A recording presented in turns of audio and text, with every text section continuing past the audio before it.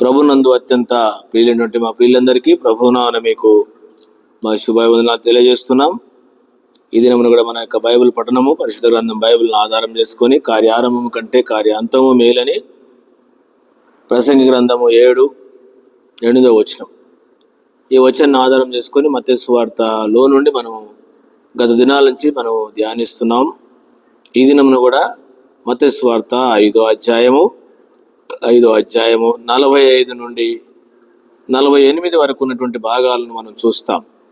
ఆయన చెడ్డవారి మీదనో మంచివారి మీదనో తన సూర్యుణ్ణి ఉదయింపజేసి నీతిమంతుల మీదనో అనీతిమంతుల మీదనో వర్షము కురిపించుచున్నాడు. మీరు మిమ్మును ప్రేమించు వారిని ప్రేమించిన ఎడల మీకేమి ఫలము కలుగును? సుంకరులను అలాగు చేయుచున్నారు కదా. మీ సహోదరులకు మాత్రము వందనము చేసిన ఎడల మీరు ఎక్కువ చేసి ఉన్నదేమి? అన్యజనులు అలాగు చేయుచున్నారు కదా.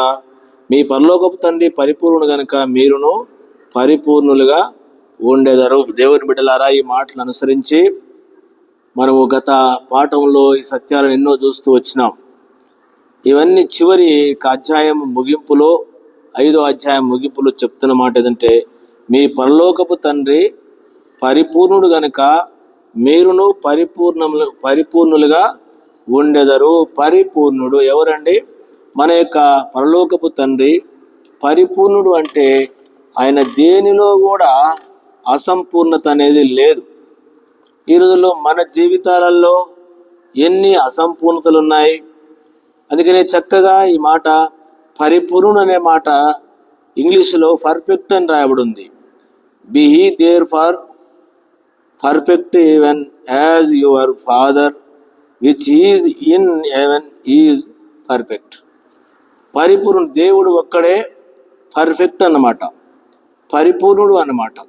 ఇందులో చాలా విషయాలు రాయబడ్డాయి, చాలా ఉన్నాయి దేవుని వాక్యంలో. ఎందుకనంటే ఆయన ఒక్కడే పరిపూర్ణుడు. కానీ దేవుని ఉద్దేశం ఏంటనంటే మనము కూడా ఆ విధంగా పరిపూర్ణముగా కావాలని, పరిపూర్ణతలోనికి ప్రభు మనల్ని తీసుకొని రావాలని ఈ సత్యాలను మనకు తెలియజేసినాడు. అందుకనే ఈ మాటలన్నీ విన్నటువంటి మనము ఆ విధంగా మనం జీవించినట్లయితే మనము కూడా పరిపూర్ణతలోనికి వస్తాం. అందుకనే పరిపూర్ణుడు అనేటువంటి మాటకు మనకు భలే మాటలు రాయబడ్డాయి. నేను చదువుతున్నాను, 2-3 వచనాలను గమనించండి. ఆదికాండము 17వ అధ్యాయంలో అబ్రహాముతో చెప్తా ఉంటాడు.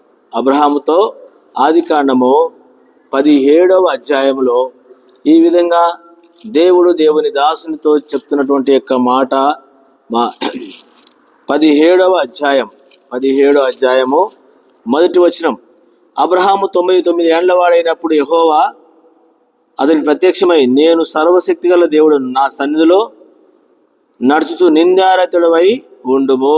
నేను సర్వశక్తి గల దేవుడను అంట. ఏ దేవుడు అనంటే ఇక్కడ కూడా ఇంగ్లీష్లో అదే మాట ఉంది, పర్ఫెక్ట్ అని రాయబడి ఉంది. ఆయన ఎవరంటే పరిపూర్ణమైనటువంటి యొక్క దేవుడు. అంతేకాదు లేవియా కాండము 19వ అధ్యాయంలో కూడా ఈ విధంగా మరి ధర్మశాస్త్రంలో రాయబడినట్టు యొక్క సంగతి మనకు కనబడుతూ ఉంటుంది. లేవియా కాండము 19వ అధ్యాయంలో మరి యెహోవా మోషేకి ఇలాగ సెలవిచ్చాను. ఇసదటను 2వ వచనం, మీరు పరిశుద్ధులై ఉండవలను, మీ దేవుడైన యెహోవా నాకు నేను పరిశుద్ధుడనై ఉన్నాను. దేవుని బిడ్డలారా, మనము కూడా ఏదో నమ్ముకున్నాం అనేది కాదు, కానీ దేవుని యొక్క పరిపూర్ణతలోనికి మనం కూడా రావాల్సిన వారంగా ఉంటున్నాం. అందుకనే ఎఫెసీ పత్రిక 4:12 నుండి క్రీస్తుకు కలిగినటువంటి యొక్క సంపూర్ణతలోనికి దేవుని సంఘము, దేవుని ప్రజలు రావాల్సిన వారుగా ఉంటున్నారు. అందుకనే దేవుని దాసులు, భక్తులందరూ కూడా ఆయన పరిపూర్ణతలోకి రావాల్సిన వారి. అందుకనే యేసు ప్రభువు వారి శిష్యులకు చెప్తున్నాడు, మీరు పరిపూర్ణులుగా ఉండాలి అనేటువంటి మాట. మనము ఇదే భాగాన్ని చాలా లేఖనాలు ఉన్నాయి. లూకా సువార్త 6వ అధ్యాయంలో ప్రభు మనము ఇంతకుముందు వాక్య భాగాలు ధ్యానించినట్లుగా ఇక్కడ ఒక ప్రత్యేకమైన విషయాన్ని దేవుడు తెలియజేస్తున్న సందర్భము మనకు కనబడుతుంది. గమనించండి 6వ అధ్యాయము 6వ అధ్యాయంలో ఈ విషయాలు ఇక్కడ ఉన్నాయి. ఏమంటాడంటే, సరే 35-36, మీరు అటైతే ఎట్టివాని కూర్చొని నిరాశ చేసుకొనక మీ శత్రువులను ప్రేమించుడి, మేలు చేయుడి, అప్పు ఇయ్యుడి, అప్పుడు మీ ఫలము పరలోకము. మీరు సర్వోన్నతుని కుమారులై ఉందురు. ఆయన కృతజ్ఞత లేని వారి ఎడలను దుష్టుల ఎడలను ఉపకారి అయి ఉన్నాడు. కాబట్టి మీ తండ్రి కనికరము గలవాడై ఉన్నట్లు మీరును కనికరము గలవారై ఉండుడి. అక్కడేమంటాడు, మీ తండ్రి పరలోకపు తండ్రి పరిపూర్ణుడు కనుక మీరు పరిపూర్ణంగా ఉండి. ఏంటిది పరిపూర్ణతో చిన్న భాగం ఏంటంటే, మనం చదువుకున్న వచనంలో ఆయన చెడ్డవారి మీదను మంచి వారి మీదను తన సూర్యుడిని ఉదయింపజేస్తున్నాడు. అంటే ఇక్కడేమంటాడు, ఆయన అందరికీ ఉపకారి అంట. అంటే శత్రువులకు కూడా ఏం చేస్తా ఉన్నాడు, ఉపకారం చేస్తున్నాడు. శత్రువులకు కూడా అందరికీ ఉపకారి అంట మన దేవుడు. అందుకనే లూకాసు వార్త 6:35 చివరి భాగంలో దుష్టులకు కూడా ఆయన ఏమైనాడు, ఉపకారి అన్నాడు. ఇక్కడేమంటాడు ఆయన చెడ్డవారి మీదను మంచి వారి మీదను తన సూర్యుని ఉదయింపజేస్తున్నాడు. చెడ్డోళ్ళ మీద మంచోళ్ళ మీద, నీతిమంతుల మీదను అనీతిమంతుల మీదను ఆయన వర్షం కురిపిస్తున్నాడు. అంటే దేవునికి ఏమి లేదు, పక్షపాతము లేదు. మనకు పక్షపాతం ఉంటుంది. మన వాళ్ళైతేనేమో ఒక తీరు ఉంటుంది, మంది వాళ్ళైతే వేరే తీరు చూస్తాం. ఈ దినాల్లో సంఘాలలో ఉన్నటువంటి పక్షపాతం మనం చూడగలం. పక్షపాతం అందుకనే ఎక్కడ చూసినా దేవుని బిడ్డలు అని చెప్పుకుంటారు, కానీ వాళ్ళకు ఉన్నటువంటి పక్షపాతము ఇంకొకరికి ఉండదు. ఎందుకు చెప్తున్న విషయం అనంటే, దేవుని బిడ్డలుగా ఎందుకో చిన్న భాగాన్ని నేను మీకు గుర్తు చేస్తాను, జాగ్రత్తగా వినండి. నూతన నిబంధన యొక్క సంఘము ప్రారంభించబడినటువంటి దినాలలో అపోస్తుల కార్యములు 6వ అధ్యాయం, ఈ దినాలలో ఎందుకు చెప్తున్నానంటే, 6 మొదటి నుంచి ఆ దినముల్లో శిష్యుల సంఖ్య విస్తరించినప్పుడు అనుదిన పరిచర్యలో తమలోని విధవరాళ్లను చిన్న చూపు చూసిరని ఎబ్రీల మీద గ్రీకు భాష మాట్లాడు యూదులు సనగసాగిరి. చూసినారా, వాళ్ళకి ఏమొచ్చింది, ఎబ్రీల మీద గ్రీకు భాష. అప్పుడు 12 అపోస్తులు తన యొద్దకు శిష్యులను సమూహం పిలిచి, మేము దేవుని వాక్యం బోధించడం అని ఆహారం పంచిపెట్టి యుక్తం కాదు. కాబట్టి సహోదరులారా, ఆత్మతోనూ జ్ఞానంతోనూ నిండుకొని మంచి పేరు పొందిన 7 మనుషులను మీలో ఏర్పరచుకొని మేము వారిని ఈ పనికి నియమించము అంటాడు. ఏ పనికి? అందుకనే ఫస్ట్ 7 పరిచారకులు లేక డీకన్స్ ఎందుకు ఏర్పరచుకోవలసిందంటే, ఈ యొక్క భేదాన్ని బట్టే చిన్న చూపు చూసిరంటే భాష తేడా వచ్చేసింది, ప్రాంతీయ తేడా వచ్చేసింది. కాబట్టి ఈ దినాల్లో సంఘాల్లో మనం ఏం చూస్తున్నాము, అందుకని అసంపూర్ణత. అందరము దేవుని బిడ్డలమే అని చెప్పుకుంటాం, కానీ ఒకరి మీద ఒకరికి ద్వేషం. మన వాళ్ళైతే ఒక తీరు, వేరే వాళ్ళైతే ఒక తీరు. ఇది పరిపూర్ణత కాదు, ఇది అసంపూర్ణత. దేవుని బిడ్డలు ఇటు చెప్పుకునేటువంటి వాళ్ళు పరిపూర్ణులు కాదు, అసంపూర్ణులుగా ఉన్నారు. కాబట్టి ఇదే విషయాన్ని నేను మీకు గుర్తు చేస్తున్నాను, గమనించండి. 45వ వచనం మత్తయి సువార్త 6, ఆయన చెడ్డవారి మీదనో మంచి వారి మీద తన సూర్యుని అంటానికి ఏం లేదు, పక్షపాతం లేదు, భేదము లేదు. నీతిమంతుల మీదను అనీతిమంతుల మీద కూడా వర్షం కురిపిస్తున్నాడు, ఎసుంటోనికైనా. అంతేకాదు 46, మీరు మిమ్మును ప్రేమించు వారినే ప్రేమించినట్లే మీకేం ఫలం కలుగుతుంది. మనం ఏం చేస్తాము, మనలను ప్రేమించిన వారిని మనం ప్రేమిస్తాం. కానీ దేవుడు అందరినీ ప్రేమిస్తున్నాడు, శత్రువులను ప్రేమిస్తున్నాడు, మేలు చేసేవారిని ప్రేమిస్తున్నాడు, కీడు చేసేవారిని ప్రేమిస్తున్నాడు. మనకు మేలు చేసేవారినే, ఇంత మంచి మాట చూడండి, ఏమంటాడో, మిమ్మల్ని ప్రేమించు వారిని ప్రేమించిన ఎడల మీకేం ఫలం అంటే ఏం లేదు, ఫలం లేదు. సుంకరులు అలాగ చేస్తారంట. ఇప్పుడు ఈ దినాలలో సంఘాలలో ఎవరిని ప్రేమించేవారు ఉంటే వాళ్ళనే ప్రేమిస్తారు, మిగతా వారిని చూడరు.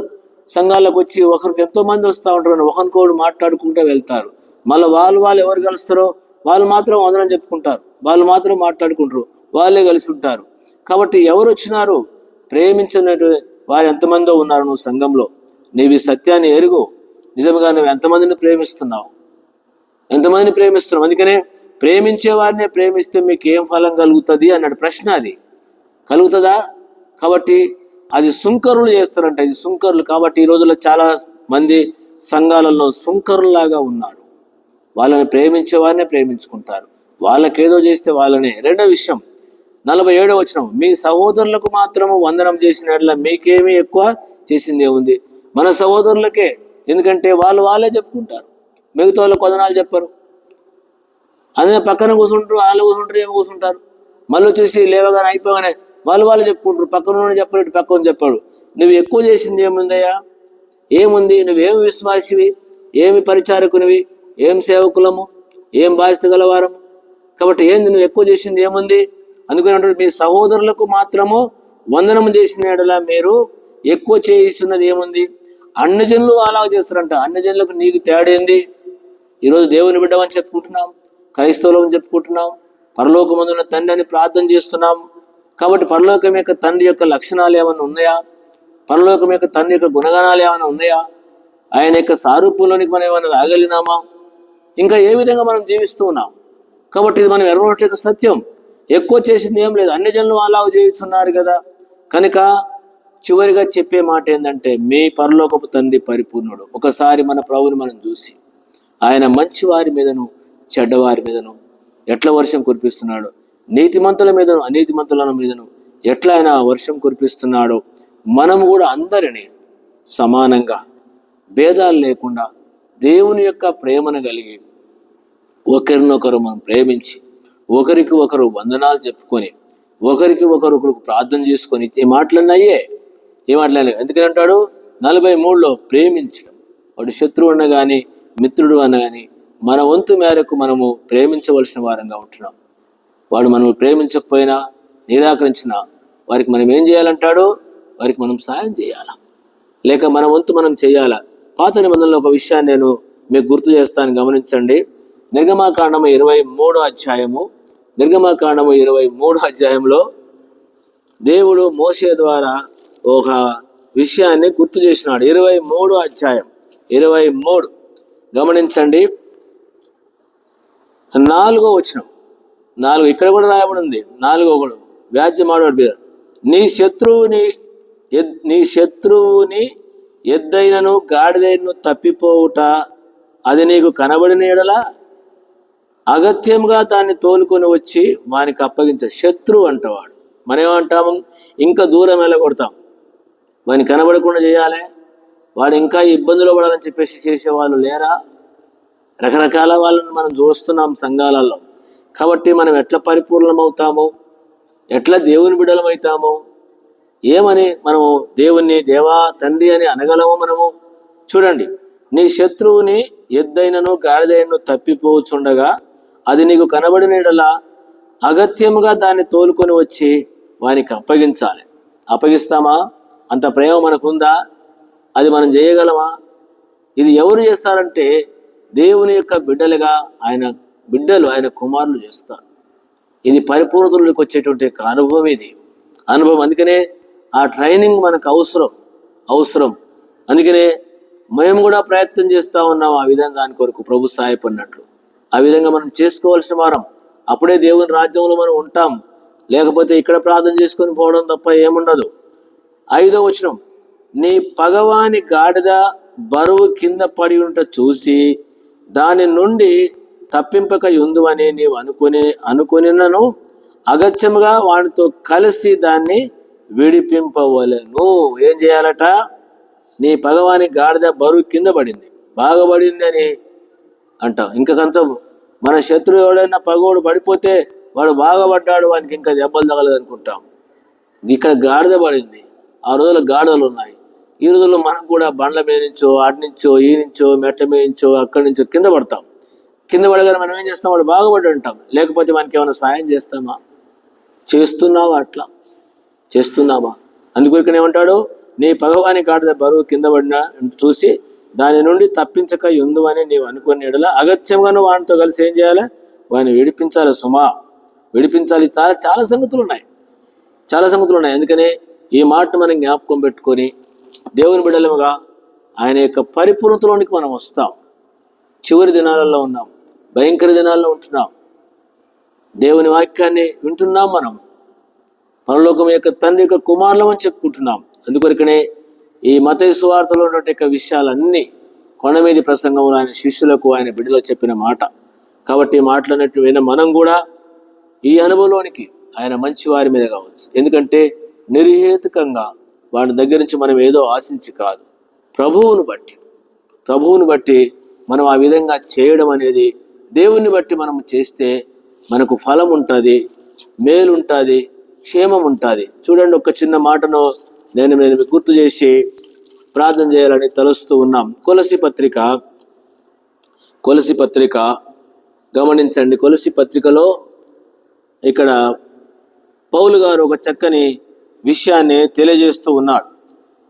కొలసి పత్రిక 3వ అధ్యాయం, మీరు 3వ అధ్యాయంలో 3వ అధ్యాయము 20 నుంచి, దాసులారా మనుషులను సంతోషపెట్టు వారైనట్టు కంటికి కనబడవల్లని కాక ప్రభువునకు భయపడుచు శుద్ధాంతకరణము గలవారై శరీరమును బట్టి మీ యజమానులైన వారికి అన్ని విషయములలో విధేయులై ఉండురి. ప్రభువు వల్ల స్వాస్థ్యము ప్రతిఫలముగా పొందుదుమని ఎరుగుదురు గనుక మీరు ఏమి చేసినాను గమనించండి, అది మనుషుల నిమిత్తము కాక ప్రభువు నిమిత్తమని మనసు పూర్తిగా చేయుడి. మీరు ప్రభువైన క్రీస్తునకు దాసులై ఉన్నారు. అన్యాయం చేసిన వానికి తాను చేసిన అన్యాయం కొలది మరలా లభించును, పక్షపాతము ఉండదు. కాబట్టి దేవుని బిడ్డలుగా మనము ఏ విధంగా చేస్తూ ఉన్నామో, కాబట్టి 4 మొదటి నుంచి, యజమానులారా పరలోకమందు మీకును యజమానుడు ఎరిగి న్యాయమైనది ధర్మానుసారమైనది మీ దాసుల ఎడల చేయుడే. కాబట్టి ఏం చేయాలి? యజమానులకు ఇచ్చినాడు ఒక్కొక్కరికి. కాబట్టి మనం చేసేది దేవుని కొరకనేటువంటి విధానములో, దేవుడు మెచ్చే విధానములో. అంతే, ప్రభువా నిన్ను బట్టి చేస్తున్నాం తండ్రి, లేకపోతే చెయ్యమని చెప్పేసి. ఎందుకంటే నువ్వు మంచి వారి మీదను చెడ్డవారి మీదను చేస్తున్నావు. ఒకవేళ ఈ రోజుల సంఘాలలో ఇట్లాంటి వాళ్ళు ఉన్నారు.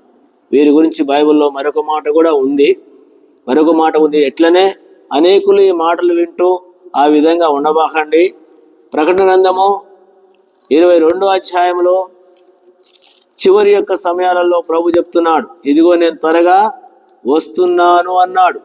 గ్రంథమందున్నటువంటి వచనం 22వ అధ్యాయము 10 నుంచి, మరియు అతడు నాతో ఇలాగూ చెప్పెను, ఈ గ్రంథమందున్న వాక్యములను ముద్ర వేయవలదు, కాలము సమీపమై ఉన్నది. అన్యాయం చేయవాడు ఇంకను అన్యాయమే చేయనిమ్ము,